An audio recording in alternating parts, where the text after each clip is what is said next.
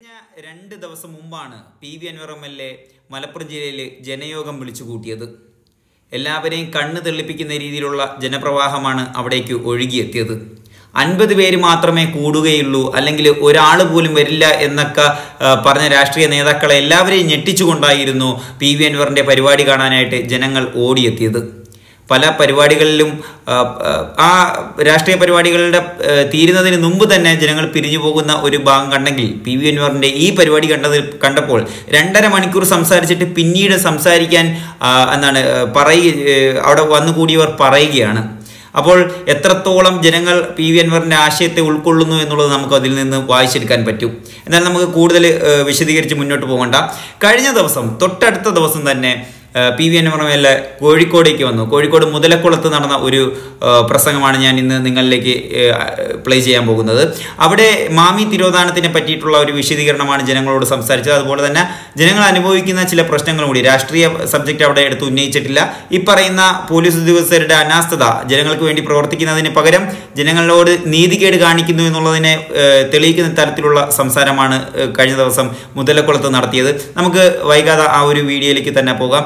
നിങ്ങൾക്ക് ഇതിനെപ്പറ്റി എന്തെങ്കിലും ഒരു അഭിപ്രായം രേഖപ്പെടുത്താനുണ്ടെങ്കിൽ തീർച്ചയായിട്ടും രേഖപ്പെടുത്തുക. അടുത്ത വീഡിയോയിൽ ഇനിയും കാണാം. മാമി കേസ് വസ്തുനിഷ്ഠമായി ഇവിടെ വിവരിക്കപ്പെടുകയുണ്ടായി.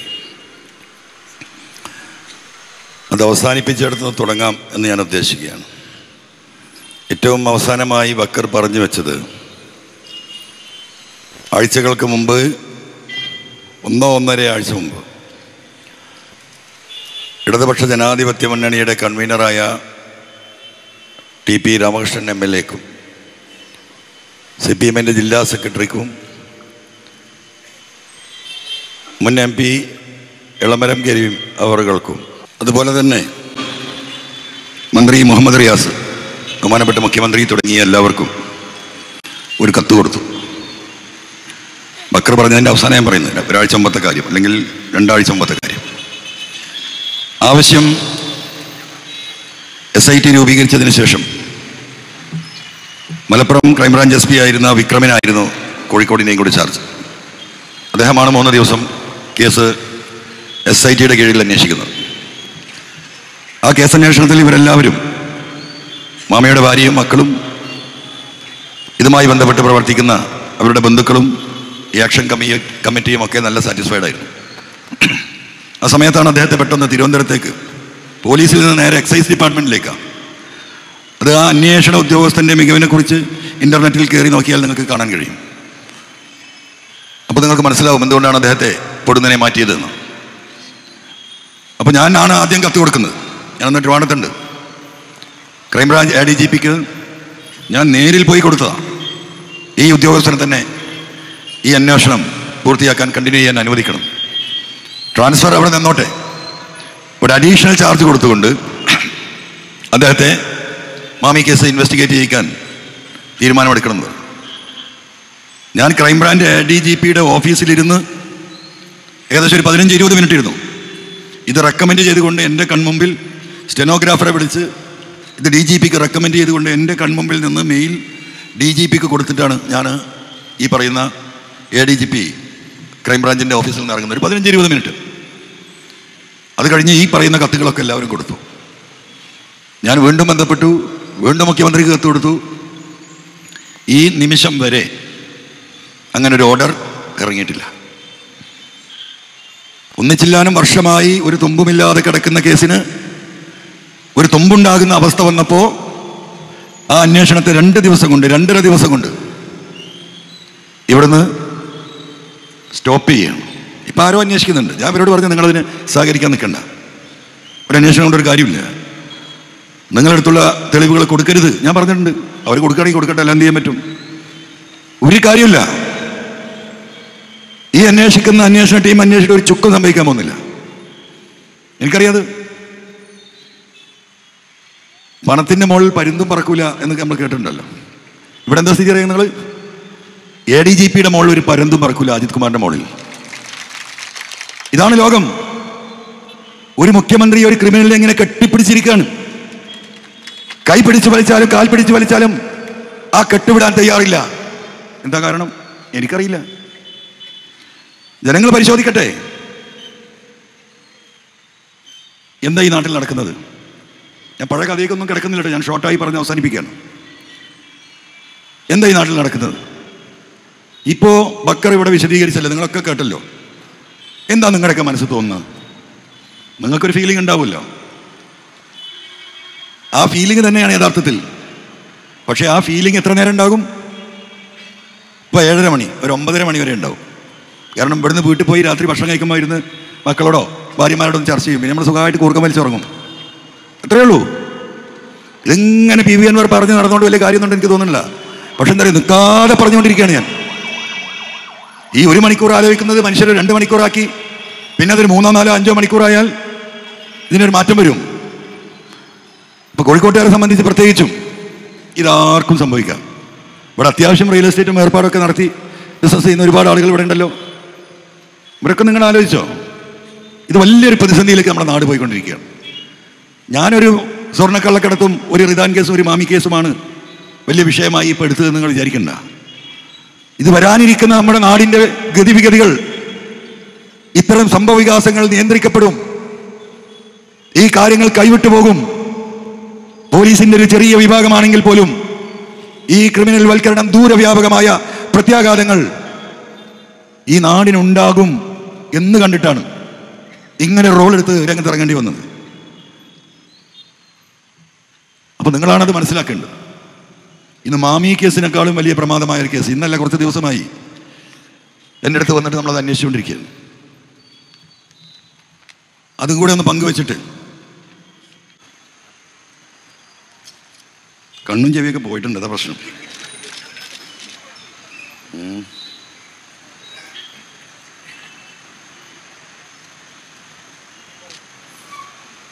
ഒരു മിനിറ്റ്.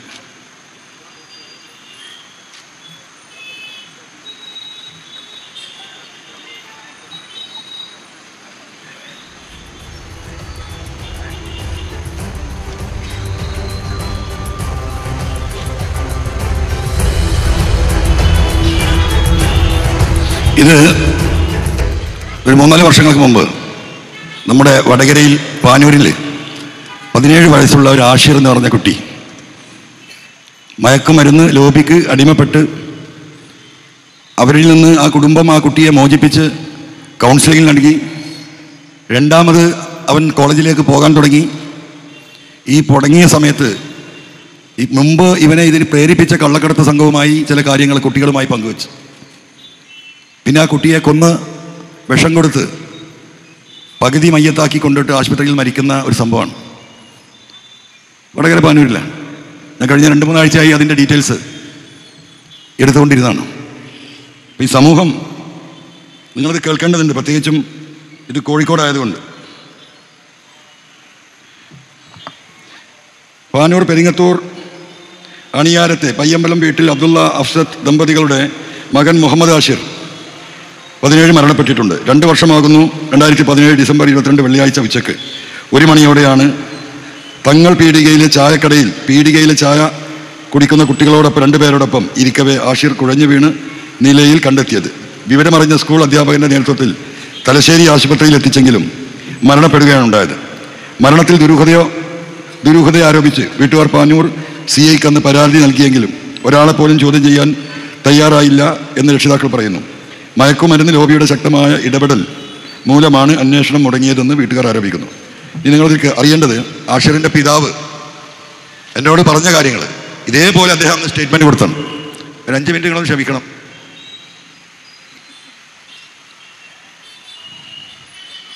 മരിക്കുന്നതിന് ഏതാനും മാസം മുമ്പ് ആഷിറിനെ തലശ്ശേരിയിലെ ഒരു മനോരോഗ കൗൺസിലറെ കാണിച്ചിരുന്നു. ചിലർ തന്നെ ശാരീരികമായി പീഡിപ്പിച്ചിരുന്നുവെന്ന് ആഷിർ കൗൺസിലർമാർ വെളിപ്പെടുത്തിയിരുന്നു. ഈ വെളിപ്പെടുത്തലിൻ്റെ അടിസ്ഥാനത്തിൽ അണിയാരത്തെ കോഴിക്കടയിൽ ജോലി ചെയ്തിരുന്ന വയനാട് സ്വദേശിയായ ഒരാളെ പിടികൂടുകയും 50 ദിവസത്തിലധികം റിമാൻഡ് ചെയ്യുകയും ചെയ്തിരുന്നു. എന്നാൽ ആഷിർ വെളിപ്പെടുത്തിയ ചിലർ രാഷ്ട്രീയ സ്വാധീനത്താൽ രക്ഷപ്പെടുകയായിരുന്നു. കൗൺസിലിങ്ങിന് ശേഷം ആഷിറിനെ സ്കൂളിലേക്ക് തൻ്റെ ഓട്ടോയിൽ കൊണ്ടുവിടലാണ് പിതാവ്. അതിനുശേഷം തൻ്റെ ഓട്ടോറിക്ഷ രാത്രികാലങ്ങളിൽ നിരവധി തവണ അജ്ഞാത സംഘം കേടുവരുത്തിയിരുന്നു. ഇത് ഇപ്പോഴും തുടരുന്നുണ്ട്.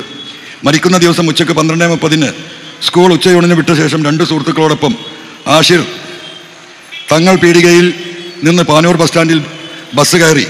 സ്റ്റാൻഡിലെത്തിയ ആഷിർ അജ്ഞാതനായ ഒരാളോടൊപ്പം പാനൂർ ജുമാ മസ്ജിദ് ഖബർസ്ഥാനിൽ പോയി സ്റ്റാൻഡിൽ തിരിച്ചെത്തി. 1 മണിയോടെ ഖബർസ്ഥാനിൽ ഈ കുട്ടിയെ ഇയാൾ കൊണ്ടുപോകുന്നത്, ഖബർസ്ഥാൻ കാടാണ്, ഈ പാനൂരിൽ വലിയ ഫോറസ്റ്റ് മാതിരി കിടക്കുന്ന ഖബർസ്ഥാനാണ്. അങ്ങോട്ട് ഈ കുട്ടിയെ കൊണ്ടുപോകുന്നത് കണ്ടവരുണ്ട്. ഖബർസ്ഥാനിൽ പോയി സ്റ്റാൻഡിൽ തിരിച്ചെത്തി. 1 മണിയോടെ സുഹൃത്തുക്കളോടൊപ്പം ചുവന്ന കാറിൽ ഈ അജ്ഞാതൻ അവശനിലയിലായ ആഷിറിനെ തങ്ങൾ പീടികയിൽ ഇറക്കി വിടുകയായിരുന്നു. സുഹൃത്തുക്കളായ 2 പേരോടൊപ്പം സമീപത്തെ ചായക്കടയിൽ ഇരുന്നപ്പോൾ ആഷിർ കുഴഞ്ഞു വീഴാണ്. അവിടെ തിരിച്ചു വന്ന ഈ കുട്ടികളെ കൂടെ അവിടെ ജ്യൂസ് എന്നപ്പോൾ സോഡ കുടിക്കാൻ വേണ്ടി ഇരിക്കുന്നിടത്താണ് ഈ കുട്ടി കുഴഞ്ഞു വീഴുന്നത്. ഈ പള്ളി ഖബർസ്ഥാനിൽ നിന്ന് മടങ്ങി വന്നതിന് ശേഷം ഈ അജ്ഞാതമായ ഒരു വ്യക്തി ഒരു ചുവന്ന കാറിൽ കൊണ്ടുവിടുന്നത് ഈ കുട്ടികൾ കണ്ടിട്ടുണ്ട്, ഇവൻ്റെ സഹപാഠികൾ. സജീവ MSF പ്രവർത്തകനായ ആഷിറിൻ്റെ മരണത്തിന് ശേഷം പ്രദേശത്തെ 2 യുവാക്കൾ നാട്ടിൽ നിന്നും അപ്രത്യക്ഷമായിട്ടുണ്ട്. പോസ്റ്റ്മോർട്ടം റിപ്പോർട്ടിൽ ഭരണകാരണം ഹൃദയസ്തംഭനമാണെന്ന് പറയുന്നുണ്ടെങ്കിലും മൃതദേഹം പ്രാഥമിക പരിശോധന നടത്തിയ ഡോക്ടർ കിഡ്നി, കരൾ, ആമാശയം, പാൻക്രിയാസിസ് എന്നിവയിൽ രക്തം കട്ട പിടിച്ചതായും ഇതിൽ അസ്വാഭാവികമുള്ളതായും കണ്ടിട്ടുണ്ട്. എന്ന് പറഞ്ഞാൽ ഈ കുട്ടിക്ക് വിഷം കൊടുത്തു എന്നാണ് പോസ്റ്റ്മോർട്ടം റിപ്പോർട്ട് ക്ലിയറായി പറയുന്നത്. ഒറ്റയടിക്ക് സെക്കൻഡിൽ മരിക്കുന്ന വിഷമല്ല, മണിക്കൂറുകൾ കൊണ്ട് മരിക്കുന്ന വിഷമായിരിക്കാം കൊടുത്തിട്ടുണ്ടാവുക. പാനൂർ ബസ് സ്റ്റാൻഡ് സമീപത്തെ ഖബറിസ്ഥാനിലേക്ക് ആഷിറിനെ കൂട്ടിക്കൊണ്ടുപോയ ആൾ അന്നേ ദിവസം കൂടെ ഉണ്ടായിരുന്ന 2 സഹപാഠികൾക്കും ആഷിറിനും ഉച്ചഭക്ഷണം വാങ്ങി നൽകിയപ്പോൾ 2 സഹപാഠികൾക്കും ആഷിറിനും ഭക്ഷണം വാങ്ങി നൽകിയപ്പോൾ ഉച്ചയ്ക്ക് തിരികെ കാറിൽ തങ്ങൾ പീടികയിൽ ആഷിറിനെയും സഹപാഠികളെയും ഇറക്കിയ ആൾ എന്നിവർ ആഷിറിൻ്റെ മരണവുമായി ബന്ധപ്പെട്ട അന്വേഷണ പരിധിയിൽ വരുത്താൻ പോലീസ് തയ്യാറായിട്ട്. ഇതൊന്നും പോലീസ് അന്വേഷിച്ചിട്ട് പോലുമില്ല. നാട്ടിൽ കല്യാണത്തിനോ മറ്റോ ക്ഷണിക്കപ്പെടുന്ന ചടങ്ങുകൾക്ക് പോയാൽ ചിലർ അകലം പാലിക്കുന്നതായും, അതായത് പിന്നെ വാപ്പ പറയണം, അയാൾക്ക് നാട്ടിലിറങ്ങി നടക്കാൻ വയ്യ. ഇങ്ങനെ ഈ പറയുന്ന കേസിൽ പ്രതിയായിട്ടുള്ള ഒരു മകൻ്റെ പിതാവെന്ന നിലക്ക് നാട്ടിൽ ബഹിഷ്കരണം ഉണ്ടായി. അപ്പം ഞാൻ ആ കേസും അതിൻ്റെ ഡീറ്റെയിൽസും ഒക്കെ പരിശോധിച്ച് നോക്കുമ്പോൾ വളരെ പരിതാപകരം. ഈ മാമി കേസിൻ്റെ മറ്റൊരു രൂപം, എടവണ്ണ റിദാൻ വധക്കേസിൻ്റെ മറ്റൊരു രൂപം, ഇതൊക്കെ ഞാൻ പറയുന്ന ഈ ചക്രത്തിൻ്റെ ഉള്ളിലാണ്. ഇത് നമ്മൾ ഡീറ്റെയിൽ ആയി പഠിച്ചിട്ട് ഒരു പുനരന്വേഷണത്തിനുള്ള നിയമപരമായ പോരാട്ടത്തിലേക്ക് പോവുകയാണ്. ഈ നാട്ടിൽ ജീവിക്കാൻ കഴിയും എന്ന് നിങ്ങൾ വിചാരിക്കണ്ട. നിങ്ങളെ വിചാരം നമ്മളൊരു കുറ്റം ചെയ്യണില്ലല്ലോ, ഞാൻ വളരെ സുഖമായി ജീവിക്കല്ലേ, നമ്മൾ നിയമം നടപ്പിലാക്കി നിയമത്തിന് വിധേയമായി ജീവിക്കുന്നു എന്നൊക്കെ നിങ്ങൾ വിചാരിച്ചിട്ട് ഒരു കാര്യമില്ല. ഇപ്പോൾ ഈ MDMA കേസുമായി ബന്ധപ്പെട്ട് നമ്മൾ പരിശോധിച്ച് നോക്കുമ്പോൾ 100-ലേറെ ചെറുപ്പക്കാരാണ് കള്ളക്കേസിൽ കുടുക്കിയിരിക്കുന്നത്. ഒരു ബന്ധവുമില്ല.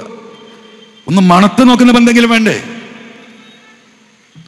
പോലീസിലെ ഒരു സംഘമാണ് ഈ കച്ചവടം നടത്തുന്നത്. ഇവരാണ് സാധനം കൊണ്ടുവരുന്നത്, ഇവരാണ് ഏജന്റുമാരെ ഏൽപ്പിക്കുന്നത്, ഇതിന്റെ പണം മുടക്കുന്നതും ലാഭമെടുക്കുന്നതും അവർ. എന്നിട്ട് കേസ് വേണം സുജിത് ദാസിന്. അതിനെന്താ പണി?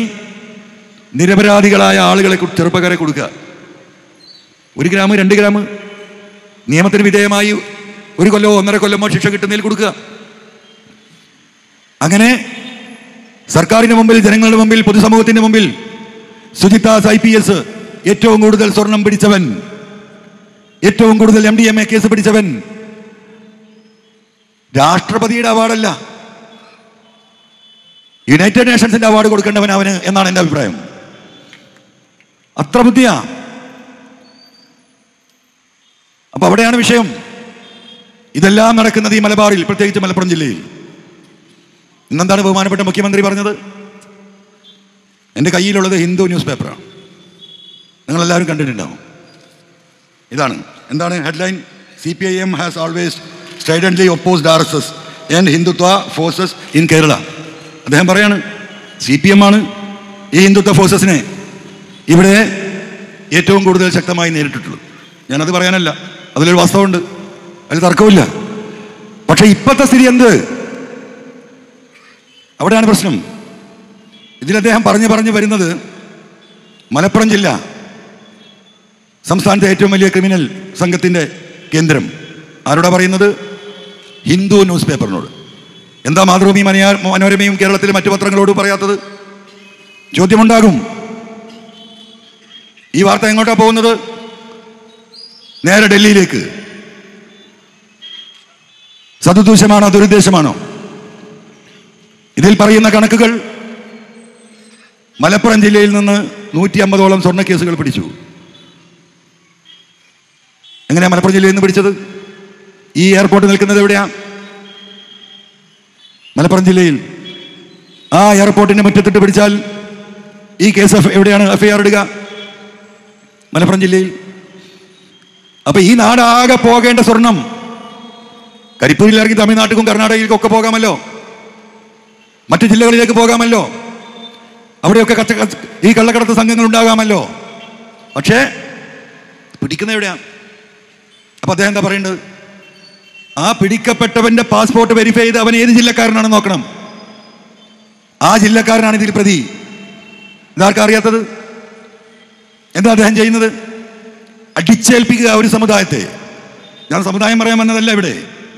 പക്ഷെ ഈ പോക്കുണ്ടല്ലോ, വളരെ അപകടകരമായ പോക്കാ. ഇത് ശരിയായ രീതിയിലുള്ള പോക്കല്ല. ഇതാണ് ഇവിടെ ചോദ്യം ചെയ്യപ്പെടുന്നത്. ആഷിർ എന്ന കുട്ടിയുടെ കാര്യം ഞാനിവിടെ വായിച്ചു. മാമിയുടെ കഥ നിങ്ങളുടെ മുന്നിൽ. എടവണ്ണ എൻ്റെ വീടിൻ്റെ 2 കിലോമീറ്റർ അപ്പുറത്താണ് റിദാൻ ബാസിൽ കേസ്. ഈ SIT അന്വേഷിക്കുകയാണ്.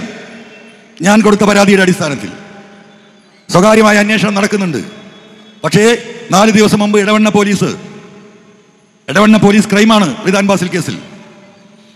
തുടക്കം മുതലേ ഞാൻ പറഞ്ഞു, ഈ റിദാൻ ബാസിൽ മരണപ്പെട്ടത് കേസിൽ ബുക്ക് ചെയ്യപ്പെട്ട ഷാൻ, ആ ഷാനുമായി അവരുടെ കുടുംബങ്ങളുമായി നിരന്തരമായി 2-3 ദിവസം ഞാൻ സംസാരിച്ചു.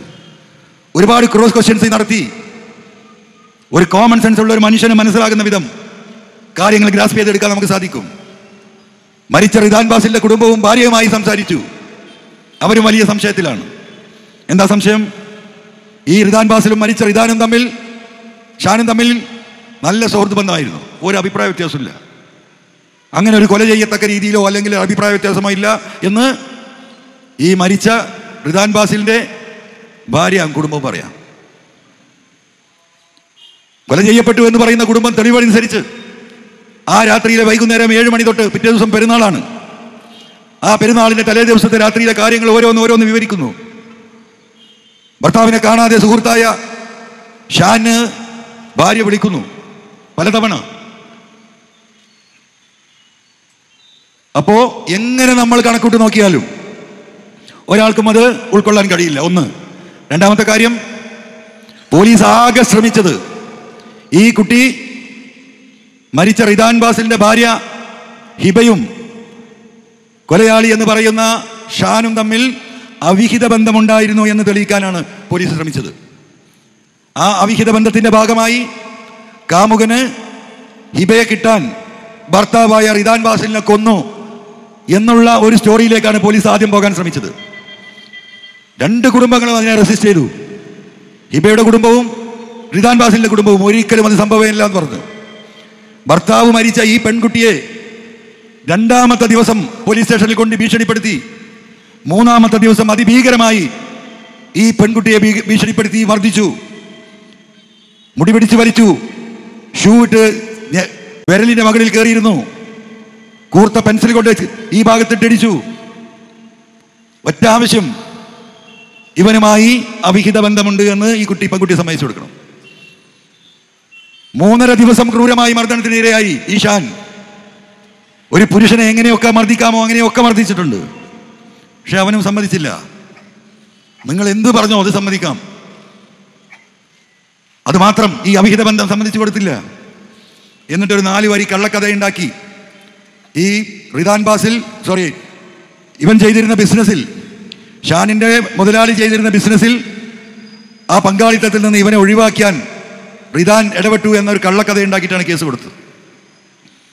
ബഹുമാനപ്പെട്ട മുഖ്യമന്ത്രിയോട് ഈ കാര്യങ്ങൾ പൂർണ്ണമായി ഞാൻ വിശദീകരിച്ചു, എഴുതി കൊടുത്തു. ഈ അന്വേഷണത്തിന്റെ ഭാഗമായി അത് വന്നു. SIT അന്വേഷിച്ചുകൊണ്ടിരിക്കുമ്പോഴാണ് 4 ദിവസം മുമ്പ് എടവണ്ണ പോലീസ് മഞ്ചേരി കോടതിയിൽ ഒരു പെറ്റീഷൻ ഇടുകയാണ്. എന്താ പെറ്റീഷൻ? ഇത് വിചാരണ സ്റ്റേജിലാണ്. വിചാരണ നിർത്തിവെച്ച് ഞങ്ങൾക്കിത് വീണ്ടും പുനരന്വേഷണം എടവണ്ണ പോലീസിന് നൽകണം.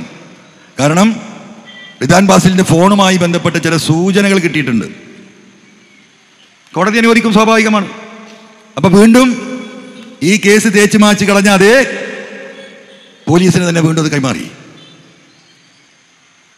ഈ സ്ഥിതിയാണുള്ളത്. ഇത് പറഞ്ഞാൽ എന്തായി? ഇപ്പൊ PV അൻവറായി എല്ലാ കള്ളത്തരവും. ഇപ്പൊ ബക്കർ പറഞ്ഞിട്ടില്ലേ ഏതൊരു അൻവറിന്റെ കാര്യം? അപ്പൊ നിങ്ങൾ നോക്കണം, ഈ രീതിയിലാണ് കാര്യങ്ങൾ നടന്നു പോകുന്നത്. ഇതിനെതിരെ പ്രതികരിക്കാൻ കോഴിക്കോടിന്റെ സമൂഹം താഴെ ഇറങ്ങി വരേണ്ടതുണ്ട്. പ്രതികരണശേഷി നഷ്ടപ്പെട്ടിരിക്കുന്നു. എല്ലാവർക്കും സ്വന്തം കാര്യമാണ്. ഇത് സാമൂതിരിയുടെയും കുഞ്ഞാലിമരക്കാരിൻ്റെയും നാടാണ്. മറന്നു പോകരുത് കോഴിക്കോട്ടുകാർ. ഇപ്പൊ മനാഫ് അർജുൻ നമ്മൾ കണ്ടില്ലേ, എങ്ങനെയാണ് നമ്മൾ ആ സ്റ്റോറി അല്ലെങ്കിൽ ആ സംഭവങ്ങൾ നമുക്ക് വിവരിക്കാൻ കഴിയുമോ? അതാണ് മതസൗഹാർദ്ദം. ആ മതസൗഹാർദ്ദത്തിന്റെ കടക്കൽ കത്തിവെക്കാൻ RSSുമായി ചേർന്ന്, രാജ്യത്തെ ഭീകരവാദികളുമായി ചേർന്ന് ഒരു സമൂഹത്തെ ആകെ അപരവൽക്കരിക്കാൻ ശ്രമം നടത്തുന്നു. ആരാ നേതൃത്വം? കേരളത്തിന്റെ ബഹുമാന്യായ മുഖ്യമന്ത്രി. വിശ്വസിക്കാൻ കഴിയുമോ? ഇന്ന് രാവിലെ പത്രക്കാരൻ എന്നോട് ചോദിച്ചു, ഏക സിവിൽ കോഡും പൗരത്വ ഭേദഗതിയുമായി ബന്ധപ്പെട്ട വിഷയത്തിൽ ഇടതുപക്ഷ ജനാധിപത്യ മുന്നണി എടുത്ത നിലപാട് അതും ആത്മാർത്ഥതയില്ലാത്തതായിരുന്നോ എന്നൊരു ചോദ്യം. എൻ്റെ ഉത്തരം ആത്മാർത്ഥപരമായിരുന്നു എന്നാണ്. ഞാൻ ഇപ്പോഴും അങ്ങനെ തന്നെയാണ് വിശ്വസിക്കുന്നത്. ഈ കാര്യങ്ങൾ ഈ രീതിയിൽ മാറി മറിയുന്നത് കഴിഞ്ഞ 1.5 വർഷക്കാലത്തിനിടക്കാണ്. അതാണ് പാർട്ടി അന്വേഷിക്കേണ്ടത്. പാർട്ടി അത് അന്വേഷിച്ച് കണ്ടെത്തണം. PV അൻവറിനെ ഈ കള്ളക്കടത്ത് സംഘത്തിന്റെ സപ്പോർട്ടറായി മാറി ആ PV അൻവറാണ് ഇതിന് പിന്നിലെന്ന് ഇവിടെ മുഖ്യമന്ത്രിയും പാർട്ടി സഖാക്കളും നാടായ നാട് മുഴുവൻ, ഗ്രാമങ്ങളായ ഗ്രാമങ്ങൾ മുഴുവൻ നിങ്ങൾ പറഞ്ഞു നടന്നിട്ട് നിങ്ങൾ വിജയിക്കാൻ പോകുന്നില്ല. ഞാൻ ഈ വിഷയം ഏറ്റെടുക്കുന്ന ഈ നാട്ടിലെ സാധാരണക്കാർക്ക് വേണ്ടിയാണ്. ഈ പോലീസിംഗിന്റെ ഭാഗമായി കേരളം ഈ ഗവൺമെന്റിനെ വെറുക്കുന്നു, ഈ പാർട്ടിയെ വെറുക്കുന്നു, ഇടതുപക്ഷ ജനാധിപത്യ മുന്നണിയെ വെറുക്കുന്നു. ജനങ്ങളുമായി ബന്ധപ്പെട്ട് പ്രവർത്തിക്കുന്ന എല്ലാവരെയും ഈ പോലീസിന്റെ ഇമ്മോറൽ ആക്ടിവിറ്റീസ്, ഇല്ലീഗൽ ആക്ടിവിറ്റീസ്, മനുഷ്യത്വരഹിതമായ പെരുമാറ്റം ഈ പാർട്ടിയോടും ഈ മുന്നണിയോടും ഉണ്ടായിരുന്ന അടുപ്പം ഇല്ലാണ്ടാക്കിയിരിക്കുന്നു. രാവിലെ 7 മണിക്ക് കോഴിക്കോട്ട് അങ്ങാടിയിലേക്ക് ഒരു ഓട്ടോറിക്ഷയുമായി ഇറങ്ങുന്ന ഒരു ഓട്ടോറിക്ഷ തൊഴിലാളി ജീവിതത്തിന്റെ രണ്ടറ്റം മുട്ടിക്കാൻ വേണ്ടി രാവിലെ ഉദിക്കുന്ന വെയില് വൈകുന്നേരം പടിഞ്ഞാറ് അസ്തമിക്കുന്നത് വരെ ആ വെയിലിന്റെ ചൂടേറ്റ് ഈ വഴിയോരങ്ങളിൽ ഒരു യാത്രക്കാരനെ കാത്തിരിക്കുന്ന ലക്ഷക്കണക്കിന് ഓട്ടോറിക്ഷ തൊഴിലാളികൾ നമ്മുടെ നാട്ടിലുണ്ട്. വൈകുന്നേരം വരെ ഓടിയാൽ എന്താ കിട്ടുക? 100, 200, 300 ബാക്കിയാവും. ഡീസലും ചെലവും ടാക്സും. വണ്ടി മറ്റൊരുത്തരുതാണെങ്കിൽ അവന്റെ വാടകയും കഴിഞ്ഞാൽ കിട്ടാവുന്ന ഈ 300, 400 രൂപയാണ്. കഴിഞ്ഞ 1.5-2 വർഷമായിട്ട് എത്രയാ ഫൈന്? പ്രിയപ്പെട്ട ഓട്ടോറിക്ഷ തൊഴിലാളികൾ ഇവിടെ ഉണ്ടാവുമല്ലോ. എത്രയാ ഫൈൻ? 1000, 2000, 5000. 3 കുട്ടികൾ ബൈക്കിൽ പോയാൽ 3 ആളെ പേരിലും ഫൈന്. ഇത് ഏത് IPC, ഏത് CRPC ഏത് ചോദിച്ചാൽ ഒരാൾക്കും അറിയില്ല. കേസൊക്കെ പോലീസ് സ്വയം നിർവചിക്കപ്പെടുന്നു. CRPCയും IPCയും ഒന്നും പരിഗണിക്കേണ്ടതില്ല. തോന്നിവാസം നടത്തുന്നു. ജനങ്ങളെതിരാകാതിരിക്കുവോ? ഇവിടെ നമ്മുടെ നാട്ടിലെ തൊഴിലാളികളൊക്കെ അത്യാവശ്യം ബൈക്കുണ്ട്. 2-3 ആള് ചേർന്ന് 2000, 3000, 5000 കൂട്ടി ഒരു 10,000, 10,000 സ്വരൂപിച്ച് ഫൈനാൻസ് എടുത്ത് ഒരു ബൈക്ക് എടുത്ത് 3 പേരാണ് രാവിലെ ജോലിക്ക് പോവുക. വേറെ മാർഗമല്ല. ഉൾപ്രദേശങ്ങളിൽ നിന്ന് വരുന്നതാണ്. രാവിലെ ബസ് കാത്തുനിന്ന് തൊഴിൽ തുടങ്ങുന്നത് 8 മണിക്ക് ടൗണിലെത്താൻ കഴിയില്ല. ഈ രാവിലെ ഈ 3 പേരും വരുമ്പോൾ വഴിയിൽ പിടിച്ചു നിർത്തുന്നു. 1000, 2000, 3000 ഫൈന്. എങ്ങനെ താങ്ങും ഈ ജനത? എന്നാൽ അത് ചോദിക്കാൻ ആർക്കെങ്കിലും അവകാശമുണ്ടോ? ചോദിക്കാൻ ചെല്ലുന്ന സഖാക്കളുടെ പൊതുപ്രവർത്തകരെ അപമാനിച്ചിറക്കി വിടുന്നു കേരളത്തിലെ പോലീസ്. ഇതാണ് എന്റെ പരാതി. ഈ വിഷയവുമായി ബന്ധപ്പെട്ട അന്വേഷണത്തിലാണ് ഈ കള്ളക്കടത്ത് സംഘത്തിന്റെ ഈ സ്വർണം മോഷ്ടിക്കലും പൊട്ടിക്കലും ഉരുക്കലും വിൽക്കലുമൊക്കെ ശ്രദ്ധയിലേക്ക് വരുന്നത്. അതാണ് ഞാൻ പറഞ്ഞത്. ഞാൻ ഈ പാവപ്പെട്ട മനുഷ്യർക്ക് വേണ്ടി സംസാരിച്ചതാ. ഈ വിഷയം ആരംഭിക്കുന്നതിന് മുമ്പ് ഒരു IPS ഉദ്യോഗസ്ഥൻ എന്റെ കാല് പിടിച്ച് തിരുമുന്നത് നിങ്ങൾ കണ്ടതാണ്. 25 വർഷം നിങ്ങളുടെ അടിമയായി ഞാൻ ജീവിക്കാം, ഈ കേസിൽ നിന്ന് രക്ഷപ്പെടുത്തി തന്നാൽ മതി. എന്താ കേസ്? ഒരു 10,000 റുപ്യന്റെ മരം കെട്ടത് ക്യാമ്പ് ഓഫീസിൽ നിന്ന്. ഞാൻ കൂടെ നിന്നോ? അത് കഴിഞ്ഞ് ഈ അന്വേഷണവുമായി കൊടുത്ത പരാതിയുടെ അടിസ്ഥാനത്തിൽ സുജിത് ദാസിനെ സസ്പെൻഡ് ചെയ്തു.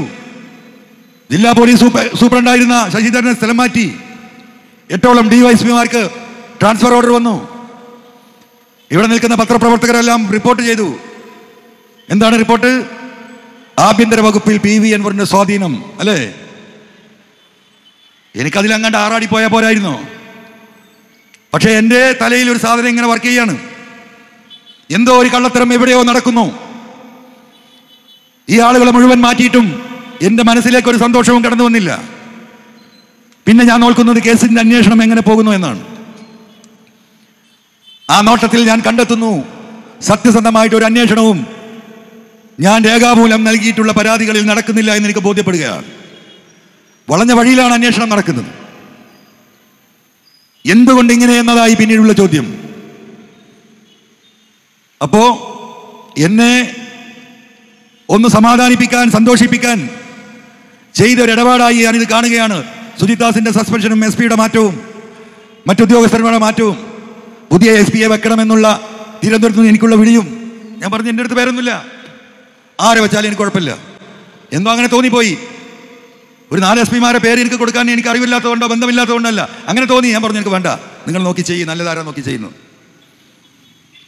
അപ്പൊ ഞാൻ ഈ ലഹരിയിൽ അങ്ങ് പോകുമ്പോൾ ഈ അന്വേഷണമൊക്കെ ഒന്നിങ്ങനെ തണുപ്പിച്ച് പിന്നീട് നീ പഞ്ചായത്ത് ഇലക്ഷനൊക്കെ വരികയാണ്, MLA ഇത്രയൊക്കെ ആയില്ലേ, നമുക്ക് ബാക്കി പിന്നെ നോക്കാം എന്ന് പറഞ്ഞ് എന്നെ സമാധാനിപ്പിക്കാമെന്ന് കരുതിയവർ അവരുടെ കണക്കൂട്ടലുകൾ തെറ്റുകയാണ്. കാരണം കേരളത്തിലെ 3.5 കോടി ജനങ്ങൾ പറ്റിക്കപ്പെടുന്നു എന്ന് എനിക്ക് മനസ്സിലാകുകയാണ്. ഞാൻ ശക്തമായി മുന്നോട്ട് പോകാൻ തീരുമാനിച്ചു. അനവധി പത്രസമ്മേളനങ്ങൾ നടത്തി തെളിവുകൾ പുറത്തുവിട്ടു. ഞാൻ എൻ്റെ 2 കാലും കൈയും പിടിച്ച് വലിക്കാൻ നിരവധിയായ ഉത്തരവാദിത്തപ്പെട്ട പരിശ്രമം നടത്തി. 1 ഇഞ്ച് ഞാൻ വിട്ടുകൊടുത്തില്ല. വലിയ വലിയ ഓഫറുകൾ വന്നു, പോയി പണി നോക്കാൻ പറഞ്ഞു ഞാൻ. ഇതൊക്കെ ആയി അവസാനം എവിടെയോ ഒരു പന്തികേട്. അങ്ങനെയാണ് ബഹുമാനപ്പെട്ട മുഖ്യമന്ത്രി നടത്തുന്ന അവസാനത്തെ പത്രസമ്മേളനത്തിന്റെ 11 മണിക്ക് എന്ന് പറഞ്ഞപ്പോൾ 9 മണിക്ക് ഞാനൊരു ഡോക്യുമെന്റ് പുറത്തുവിടുന്നത്. എന്താ ഡോക്യുമെന്റ്?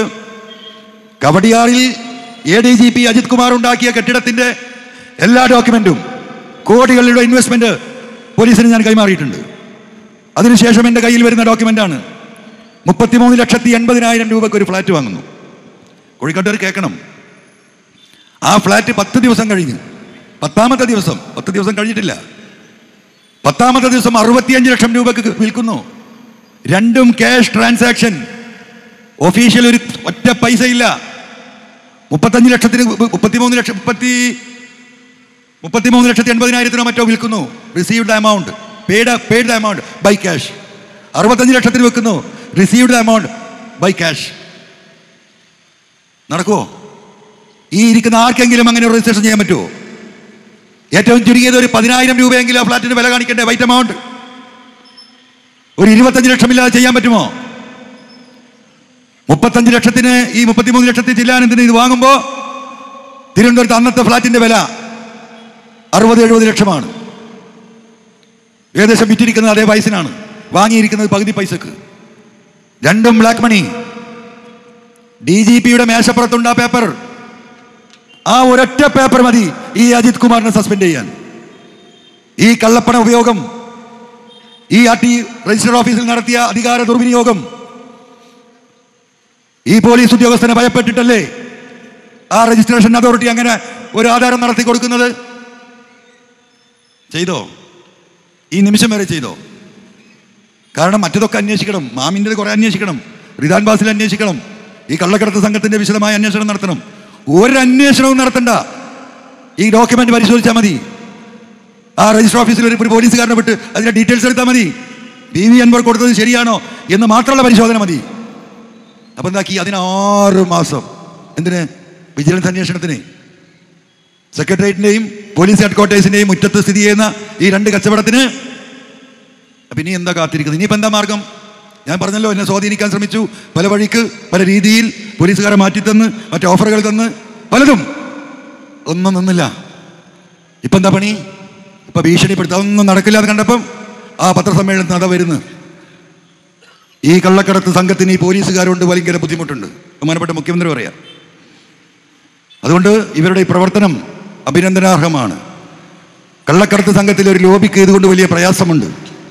പോലീസിനെതിരെ ഈ ആരോപണം ഉന്നയിക്കുന്നവർ ഇതിന് പിന്നിൽ തൽപരരാണോ എന്ന് പരിശോധിക്കണം. അപ്പോൾ പത്രക്കാർ ചോദിക്കുക, അതാരാ? PV അൻവർ ആണോ? അതെനക്കറിയില്ല. നിങ്ങൾ ചോദിച്ചു, അതെനക്കറിയില്ല. വീണ്ടും ചോദിക്കുന്നു, എനക്കറിയില്ല. നിങ്ങൾ 2 ചിരി അല്ലേ? 2 ചിരി. അത് കഴിഞ്ഞു. പിന്നെന്താ പറയുന്നത്? ഗവർണർ എന്തോ ഒരു പരാതി കൊടുത്തിട്ട് അൻവറിന്റെ പേരിൽ. ഏത് ഫോണേ? ഇതൊക്കെ കേട്ട് ഞാനിങ്ങനെ മുട്ടുംകാല് വിറച്ചിട്ട് ഞാൻ അവിടുന്ന് തടിയെടുക്കുന്ന മുമ്പ് വിചാരിച്ചു. ഞാൻ ഏത് വാപ്പാൻ്റെ മോനാ എവിടുന്നാ വരുന്നതെന്നുള്ളത് അദ്ദേഹം മനസ്സിലാക്കിയിട്ടില്ല. മനസ്സിലായോ? ഇനി ഞാനൊരു മലപ്പുറത്തുകാരനാണ് നിങ്ങൾ പൂർണ്ണമായി വിചാരിക്കണ്ടേ. ഞാൻ പകുതി കോഴിക്കോടാ, എൻ്റെ ഉമ്മ ചെറുപാടിയാ, കൊളക്കാടനാണ് എൻ്റെ ഒരു ഭാഗം രക്തം, ഒരു ഭാഗം പുത്തം വീട്ടില. അപ്പൊ ഞാൻ പറഞ്ഞു വരുന്നത് ഈ രീതിയിൽ കാര്യങ്ങൾ പോവുകയാണ്. അപ്പൊ ഇന്ന് ഹിന്ദുവിനാണ് മുപ്പത് കൊടുക്കുന്നത്. ഇതിലപ്പുറം തെളിവ് എന്താ വേണ്ടത് സഹോദരന്മാരെ? ഒരു കോമൺ സെൻസ്. ഇത് എങ്ങോട്ടുള്ള റിപ്പോർട്ടാണ്, ഇത് എങ്ങോട്ടുള്ള പത്രവാർത്തയാണ്. അപ്പൊ എനിക്ക് പ്രിയപ്പെട്ട ഇതിൻ്റെ പിന്നിൽ നിൽക്കുന്ന സഖാക്കളോട് പറയാനുള്ളത്, ഞാൻ നിങ്ങൾക്ക് വേണ്ടി ജനങ്ങൾക്ക് വേണ്ടി ഇറങ്ങിയതാ, മനസ്സിലായില്ലേ? അപ്പോൾ ഇതിൽ രാഷ്ട്രീയമൊന്നുമില്ല. ഇവിടെ ഈ വിഷയങ്ങളൊന്നും തെളിയില്ല. കാരണം എന്താ? ഒന്നും തെളിയില്ല. ഈ നെക്സസ്, ഞാൻ പറയുന്ന നെക്സസ് ഉണ്ടല്ലോ, അതാണ് ഇതിൻ്റെ മുഴുവൻ കാരണം. നിങ്ങൾ ഓരോരുത്തരും ആലോചിക്കണം. നാം വിളിക്കുന്ന പാർട്ടിക്ക് സിന്ദാബാദ് വിളിക്കുന്ന നേതാക്കന്മാർ, നിങ്ങൾ സത്യസന്ധമായ ഒരു കേസിൽ ഇടപെട്ടിട്ട് നിങ്ങൾ പരാജയപ്പെട്ടിട്ടുണ്ടെങ്കിൽ നിങ്ങൾക്ക് ബോധ്യപ്പെട്ടിട്ടുണ്ടാവും ഇതൊരു നെക്സസിന്റെ ഭാഗമാണ്. ഇപ്പൊ ഈ കോഴിക്കോട് അങ്ങാടിയിൽ 2-3 കേസ് എൻ്റെ അടുത്ത് വന്നിട്ടുണ്ട്. എന്താ കേസ്? സാമ്പത്തിക തർക്കം. അപ്പൊ ഇങ്ങനെ നമ്മുടെ സഖാക്കൾ വഴി അല്ലെങ്കിൽ സുഹൃത്തുക്കൾ വഴി വരും. ഒരു കേസ് വളരെ പ്രമാദമായ കേസാ. ആളെ പേര് പറയാതെ തന്നെ നിങ്ങൾക്ക് മനസ്സിലാവും. 10-20 ഷോപ്പുള്ള, ടെക്സ്റ്റൈൽ ഷോപ്പുള്ള ഒരു വ്യക്തി മാനേജറെ പാർട്ട്ണറാക്കി വെക്കുന്നു. പണം മുടക്കിയവൻ നാട് മുഴുവൻ നടന്ന് സാധനങ്ങൾ വാങ്ങുന്നതിൽ കോൺസെൻട്രേറ്റ് ചെയ്യാണ്. നാട്ടിൽ വരും പിന്നെയും പോകും, നാട്ടിൽ വരും പിന്നെയും ഓടും. ഗുജറാത്ത്, രാജസ്ഥാൻ, ഡൽഹി, ചൈന, ഇങ്ങനെ പോകുമ്പോൾ ചില കച്ചവടത്തിലൊക്കെ ഒരു ഷെയർ കൊടുത്തിരുന്നു, 5%, 10%. അവിചാരിതമായി മേശൻ്റെ വലിപ്പിൽ നിന്ന് ഇതിൻ്റെ ഉടമസ്ഥൻ ഒരു കമ്പനിയുടെ ട്രാൻസ്ഫർ, ഒരു കച്ചവട സ്ഥാപനത്തിൻ്റെ 50% ട്രാൻസ്ഫർ ചെയ്തായിട്ട് കാണുകയാണ്. നോക്കുമ്പം ഉടമസ്ഥൻ്റെ കള്ളൊപ്പാണ്. ROCയിൽ അന്വേഷിച്ചപ്പം ഇത് മാത്രമല്ല, 5-6 കമ്പനി മാറ്റിയാണ് കള്ളൊപ്പിട്ടിട്ട്. ഇത് പരാതിയാവുന്നു, പോലീസിനെ പോകുന്നു. പോലീസ് അന്വേഷണം എവിടെ എത്തുന്നില്ല. അങ്ങനെ ഇതിൽ മഞ്ചേരിയിൽ ഉള്ളൊരു സുഹൃത്തുണ്ട്, അദ്ദേഹം എൻ്റെ അടുത്ത് വരുന്നു.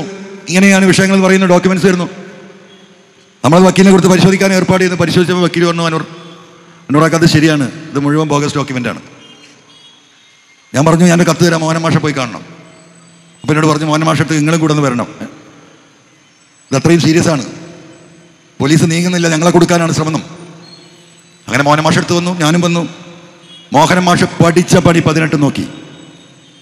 ഈ സത്യത്തിനൊപ്പം നിന്നുകൊണ്ട് അനങ്ങിയില്ല. അപ്പോൾ അവസാനം ഈ വ്യക്തി എന്നോട് പറയാണ്, ഇത് തിരുവനന്തപുരത്താണ്, പി ശശി ഇതിൽ ഇടപെടുന്നുണ്ട് എന്നുള്ളൊരു വിവരമാണ് പോലീസ് ഓഫീസർമാർ പറഞ്ഞത്. അങ്ങനെ ഞാൻ തിരുവനന്തപുരത്തുള്ള ദിവസം ഈ വ്യക്തിയോട് അങ്ങോട്ട് വരാൻ പറയുന്നു. പി ശശിയെ കാണുന്നു, കാര്യങ്ങൾ വിശദീകരിക്കുന്നു. ഞാൻ പി ശശിയുടെ മുഖത്ത് നോക്കിയിട്ട് ഞാൻ സ്നേഹത്തോട് പറഞ്ഞു, ശശിയേട്ടാ, ഇവർക്ക് ഇങ്ങനെ ഒരു സംശയമുണ്ട്, നിങ്ങൾ ഇടപെട്ടിട്ടാണ് പോലീസ് ഈ അനങ്ങാപ്പാറ നയം സ്വീകരിക്കുന്നത് എന്ന് ഇവർക്ക് പോലീസുകാരിൽ നിന്ന് തന്നെ കിട്ടിയ വിവരമുണ്ട്. അദ്ദേഹം തരിശൻ്റെ മുഖത്തേക്ക് കുറച്ചറിയാൻ നോക്കി. എന്താണ് MLA, നമ്മൾ നീതിയുടെ ഒപ്പല്ലേ നിൽക്കുള്ളൂ, അതിവിടെ പറയുമെന്നാണ്. അപ്പോൾ പുള്ളി പറഞ്ഞു, നിങ്ങൾക്ക് നീതി കിട്ടും. ആ വ്യക്തി മടങ്ങിപ്പോന്നു. വല്ലതും നടന്നോ? ഒന്നും നടന്നില്ല. അവസാനം ഹൈക്കോടതിയെ സമീപിച്ചു, അതിന് വേണ്ട സൗകര്യങ്ങൾ ചെയ്തു കൊടുത്തു. ഇപ്പം ഈ ഡോക്യുമെന്റ് ഉണ്ടാക്കിയവൻ ഇപ്പോഴും ജയിലിലാണ്. കഴിഞ്ഞ ആഴ്ച മറ്റൊരു കേസിൽ, ഇതേപോലത്തെ ഒരു കേസിൽ ഇവിടെ റിമാൻഡ് കിടക്കുകയാണ്.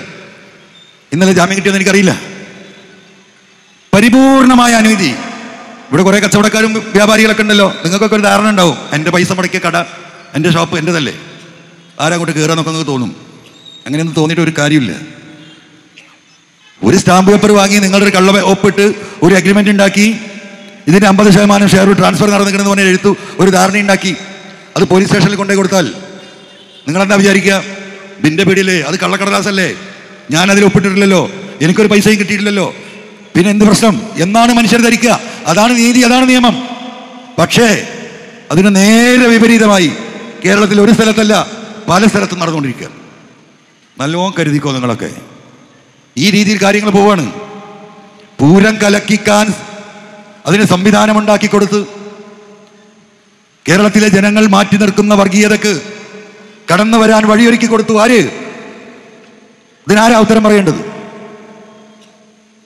ഉത്തരം പറയുന്നവർ ഉത്തരം മുട്ടിക്കുകയാണ്, കൊഞ്ഞനം കാട്ടുകയാണ്. ഈ രീതി തുടർന്നാൽ ഈ നാട് എവിടെ എത്തും?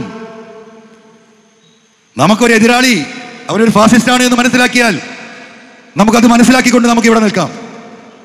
നമ്മുടെ രക്ഷകനെന്ന് കരുതുന്നവന് നമ്മളോടൊപ്പം നിൽക്കുമ്പോൾ വീടിനകത്ത് ഒരു പൊട്ടക്കിണർ കുഴിച്ചു വെച്ചിട്ടുണ്ടെങ്കിൽ ആരും വീണുപോകും. അതാണ് അവസ്ഥ. ആ അവസ്ഥാവിശേഷമാണ് ഈ കഴിഞ്ഞ 3-4 വർഷമായിട്ടുള്ളത്, 1.5 വർഷമായിട്ടുള്ളത്. ആ ദുരന്തമാണ് ഈ മാമി കേസും അനുഭവിക്കുന്നത്. അപ്പോൾ ഏറ്റവും ചുരുങ്ങിയത് ഈ മാമി കേസിൽ ഈ കുടുംബം ആവശ്യപ്പെട്ട ആ കേസ് അന്വേഷിച്ച വിക്രം ആ ഉദ്യോഗസ്ഥന് അഡീഷണൽ ചാർജ് കൊടുത്തുകൊണ്ട് ഈ കേസ് അന്വേഷിക്കണമെന്ന ആവശ്യത്തിൽ 1 ഇഞ്ച് പുറകോട്ട് പോകാൻ ആക്ഷൻ കമ്മിറ്റിക്കോ കുടുംബത്തിനോ ഈ നാട്ടുകാർക്കോ സാധിക്കില്ല. ആ വിഷയത്തിൽ ഇനി ഒരു പോരാട്ടം നടത്തേണ്ടി വന്നാൽ എനിക്കെൻ്റെ പ്രിയപ്പെട്ട നാട്ടുകാരോട്, കോഴിക്കോട്ടുകാരോട് പറയാനുള്ളത്, നിങ്ങൾ അതിന് സഹകരിക്കണം. എന്ത് മുടക്കാണ് ഗവൺമെന്റ് ഇതിനുള്ളത്? ഇവിടുന്ന് ട്രാൻസ്ഫർ ചെയ്ത ഉദ്യോഗസ്ഥരെ തിരിച്ചു കൊണ്ടുവരാൻ നമ്മൾ ആവശ്യപ്പെടുന്നില്ല.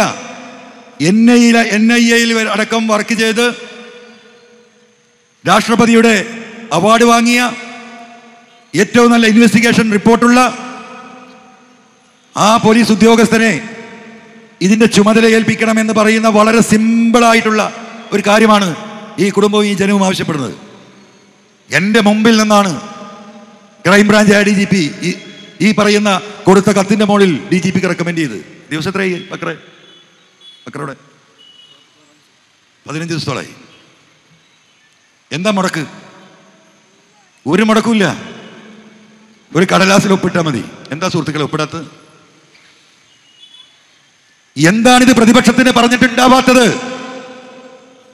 നിങ്ങൾ വിശ്വസിക്കുന്ന ഒരുപാട് നേതാക്കന്മാർ ഇവിടെ ഉണ്ടല്ലോ. എന്തേ ആണത്തോടു കൂടി പറയാത്തത്, ഇടപെടാത്തത്? അവിടെയാണ് വിഷയം, അവിടെയാണ് നെക്സസ്.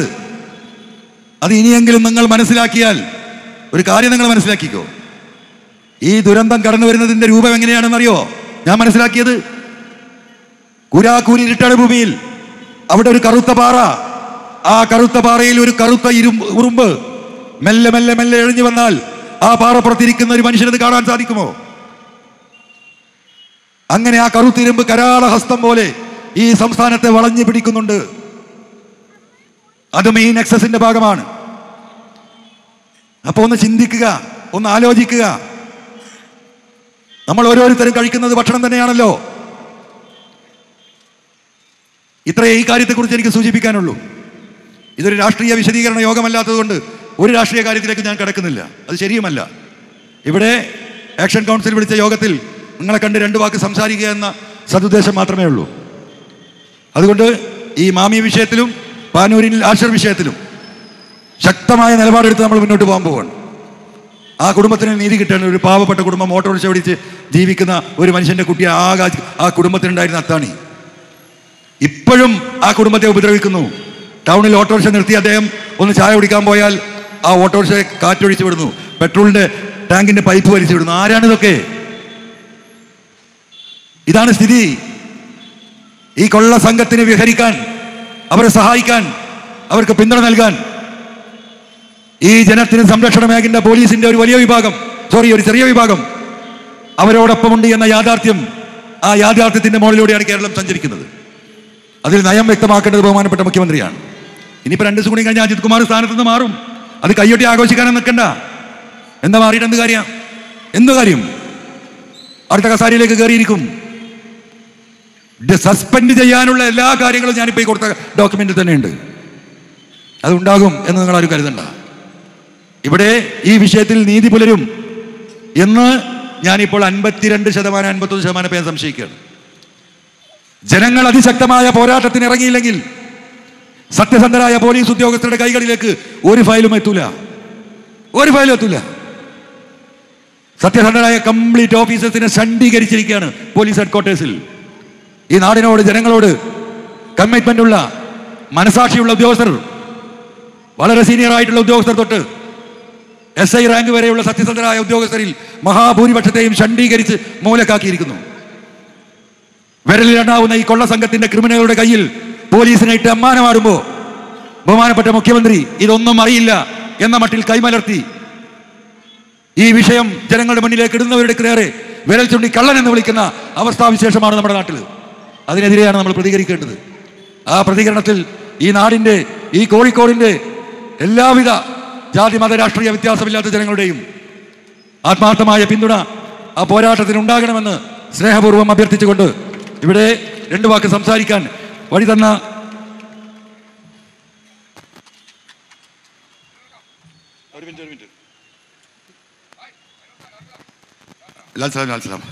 അല്ല, ഇതെന്താ പറഞ്ഞതെന്ന് വെച്ചാൽ പല സ്ഥലങ്ങളിലും നമ്മുടെ ഈ പരിപാടി നടക്കുന്ന സ്ഥലങ്ങളൊക്കെ കറണ്ട് കട്ട് ചെയ്യുന്നുണ്ട്, അങ്ങനെ ഇങ്ങനെ അതൊക്കെ ഉണ്ടാവും. ഇതൊക്കെ പറഞ്ഞാൽ ഞാൻ പറയുന്നില്ല, പോട്ടെ. അപ്പോൾ അവസാനിപ്പിക്കുകയാണ്. അപ്പോൾ വിഷയം ഇതാണ്. അപ്പോൾ നിങ്ങളെല്ലാവരും നീ കാണുന്ന, ഞാൻ പറഞ്ഞില്ലേ, വളരെ മൈന്യൂട്ടായ പോലീസ് ചെറിയ ശതമാനമാണ്. ഇവിടെയൊക്കെ ഒരുപാട് സാധുക്കൾ കാക്കിയിട്ട് നിൽക്കുന്നുണ്ട്. കാണുന്ന പോലീസുകാരോടൊന്നും നിങ്ങൾ ദയവായി അങ്ങനെ ചിന്തിക്കുക പോലും ചെയ്യരുത്. ഒരുപാട് പോലീസുകാർ നമുക്കറിയാം, വളരെ ചെറിയൊരു ശതമാനം. അവരാണ് ക്രിമിനലുകൾ, അവരാണ് ഇതിൻ്റെ പിന്നിൽ. ആ ഒരു കണ്ണു വെച്ച് ആ പൊതുസമൂഹത്തെ ആ കാക്കിയണഞ്ഞവരെ നിങ്ങൾ കാണരുത്. ഈ നാടിൻ്റെ എല്ലാ ഘട്ടങ്ങളിലും, എല്ലാ ദുരന്തങ്ങളിലും, എല്ലാ നിപ്പയിലും, എല്ലാ കൊറോണയിലും ഈ ജനങ്ങളോടൊപ്പം നിന്നവരാണ് കേരളത്തിലെ പോലീസ്. നിങ്ങളത് മനസ്സിലാക്കണം. ആ പോലീസും കേരളത്തിൽ തന്നെയാണ്. ഇന്ത്യക്ക് മാതൃകയായിട്ടുള്ള പോലീസും കേരളത്തിൽ തന്നെയാണ്. ലോകത്തിന് മാതൃകയായിട്ടുള്ള പോലീസും കേരളത്തിൽ തന്നെയാണ്. ഈ പറയുന്ന 2, 3, 5% വരുന്ന ഈ ക്രിമിനലുകളാണ് ഈ സമൂഹത്തെ മനുഷ്യർക്ക് വെറുക്കപ്പെട്ട വിഭാഗമാക്കി മാറ്റുന്നത്. അതുകൂടി നിങ്ങൾ ദയവായി തിരിച്ചറിയണമെന്ന് സ്നേഹപൂർവ്വം ഓർമ്മപ്പെടുത്തി ഞാൻ നിർത്തുന്നു. നന്ദി, നമസ്കാരം.